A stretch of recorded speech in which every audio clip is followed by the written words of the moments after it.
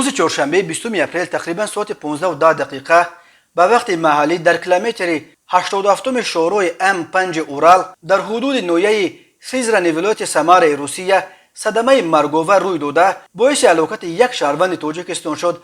در این باره به ژورنالیستان سردار شعبه گبدده پادپالکوونیک پلیس ماکسیم الیزارنکو خبر داد. بنا به اطلاع نشر شده ماشین سبکرو تمغه تویوتا کامری با رقم‌های ولایت مسکو تحت اداره شهروند 30 ساله تاجیکستان از راه بیرون رفته چپه شد و راننده‌اش در جای صدمه به هلاکت رسید. در گبدده گفتند که بنا به نتیجه های مقدماتی راننده تاجیک به دلیل هنوز نامعلوم به کنار طرف راست راه بیرون رفته سپس ماشینش چپه شده است. راننده جراحت وزن جسمانی برداشته و تا رسیدن طبیبان یاری تعجیلی جان باخته است. کارمندان گبدده حالا به تحقیق سبب‌های صدمه مشغول شدند. مسئولان گبدده در پی این صدمه مرگاور از رانندگان خواستند که قاعده‌های حرکت در راه را قطعاً رعایت کنند و همیشه در یاد داشته باشند که بهای اشتباه در چنین موردها میتواند حیات و سلامتی اشتراکچیان حرکت شود. هر سال بیش از 1 میلیون نفر یا تقریباً نصف اهالی قابل کار تاجیکستان با مقصد تامین روزگار خانواده‌های خود به روسیه